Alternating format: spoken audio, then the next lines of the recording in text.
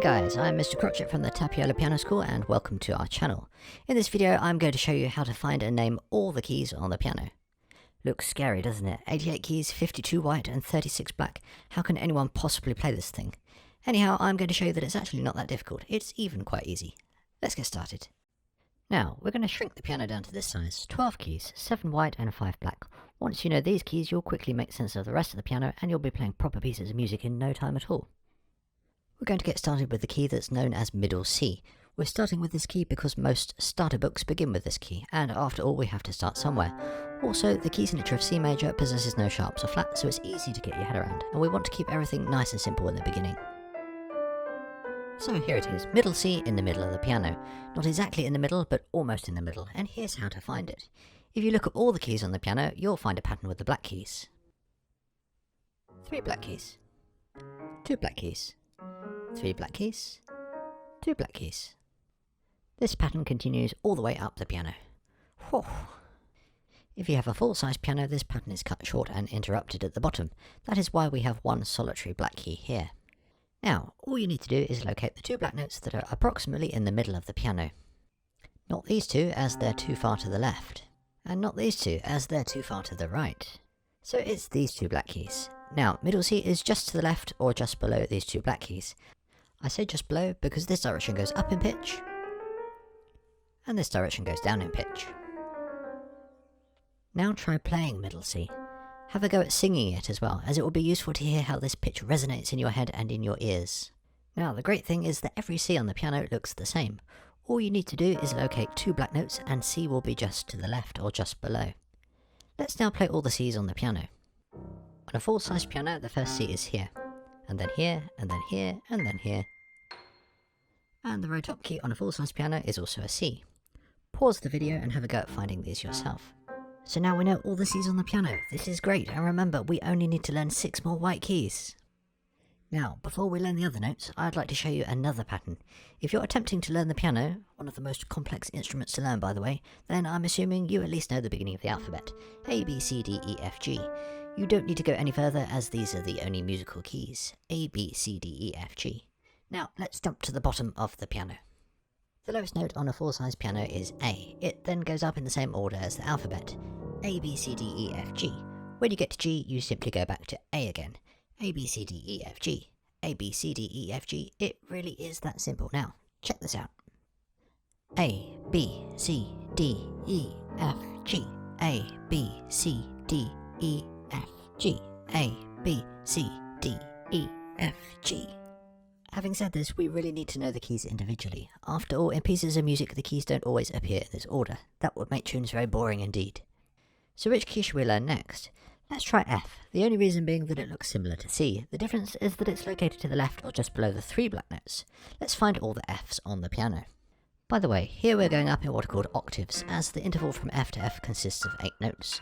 Like an octopus has 8 legs, actually 6 arms and 2 legs. An octagon has 8 sides, an octave has 8 notes. Now let's learn the D key, one up from C. Easy to find as it's in between the 2 black keys, so let's play all the Ds on the piano. Make sure that as we go, you're memorizing the position of each note. D between the 2 black keys. And now the E key, to the right or just above the 2 black notes. Here are all the E's. 2 black keys E, 2 black keys E, 2 black keys E. And now the B key, to the right or just above the 3 black keys. 3 black keys B, 3 black keys B, 3 black keys B. The G key is located here in relation to the 3 black keys. These are all the Gs. 3 black keys, G. 3 black keys, G. These are all Gs. And lastly, the A key is located here in relation to the 3 black keys. 3 black keys, A. 3 black keys, A. A. And there we have it. You should now know all the white keys on the piano. Here they are again. Keep playing these so that you never forget them. Now, one way to familiarise yourself with the white keys is to repeat note combinations at different octaves. Here's what I mean. Let's take C and E. We can begin by playing the lowest C and E on the piano, and then the same notes an octave higher, and keep going up the piano. This is really good and useful practice. Let's try a different combination, D and G an octave higher, and keep repeating. Let's try two notes the other way around, A and E, and keep going up the piano. Once you get confident with two notes, you could try combinations of three notes, once again repeating at different octaves. Here's C, E, F. Make up your own combinations using A, B, C, D, E, F, G, and stick with keys that are close together in the beginning, as this will make it slightly easier. Excellent! You should now be pretty good at finding your way around the white keys. By the way, this repetition of note combinations at different octaves is used a lot in music. Look at the end of this piece, a relatively simple combination of notes repeated at different octaves, as we just played, only at a slightly quicker pace. Well, that just about covers the white keys, but we mustn't neglect the black keys, they are after all equally important. So let's come back to the black keys represented here. These black keys are known as sharps and flats. The white keys are mostly naturals, but some of the white keys are actually sharps and flats too. More on that in a minute.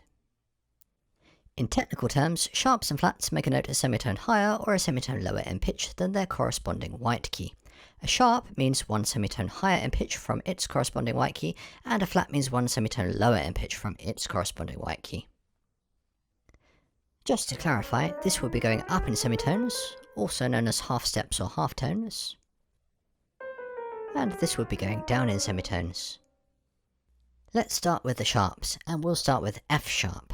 F sharp is always the first sharp in any key signature possessing sharps. You will hopefully remember where the F natural key is. That's right, just to the left or just below the three black notes. Well, the F sharp will be here, that's one semitone higher than the F natural. Let's play all the F sharps on the piano.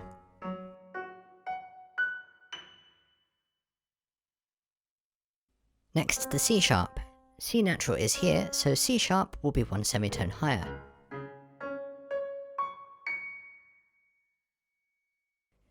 G sharp is one semitone above the G natural key.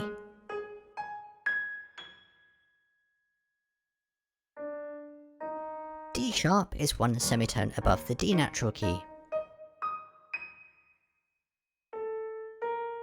A sharp is one semitone above the A natural key.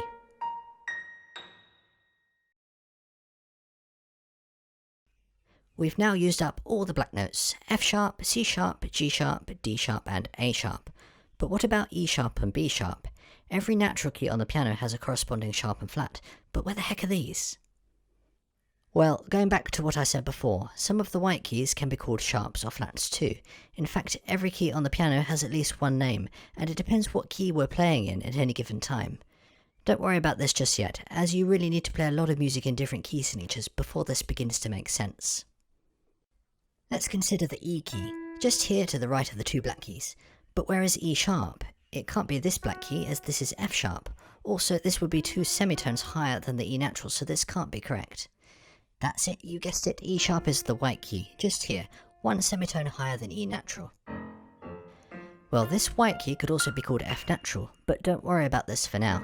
E sharp sounds exactly the same as F natural, and E sharp is known as the enharmonic equivalent of F. Likewise, F is known as the enharmonic equivalent of E sharp. An enharmonic equivalent is basically a note with the same pitch, but a different name. And lastly, B sharp. Once again, the white key that is one semitone higher than B natural. B sharp will be the enharmonic equivalent of C natural. Now, let's move to the flats, and we'll start with B flat, always the first flat in any key signature possessing flats. To find B flat, we need to find the B natural key, and then go down one semitone. So B natural is here, to the right of the three black keys, and this means B flat will be here. Let's play all the B flats on the piano. And now E flat. E flat is one semitone below the E natural key.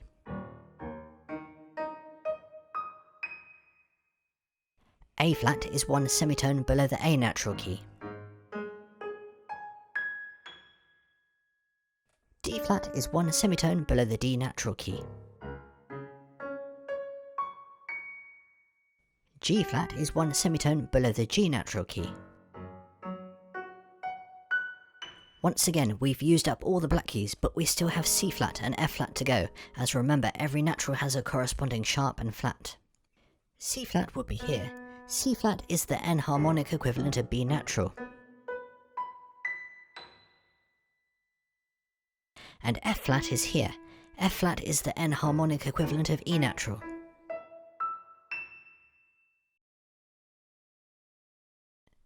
You can now practice playing 2-note black key combinations at different octaves. Let's try F sharp and A sharp.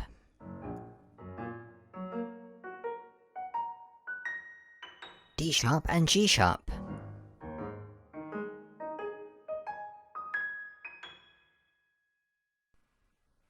E flat and G flat.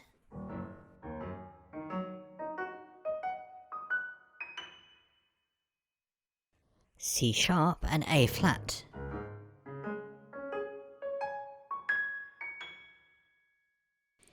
D sharp and E flat, enharmonic equivalent, so that will be the same key on the piano.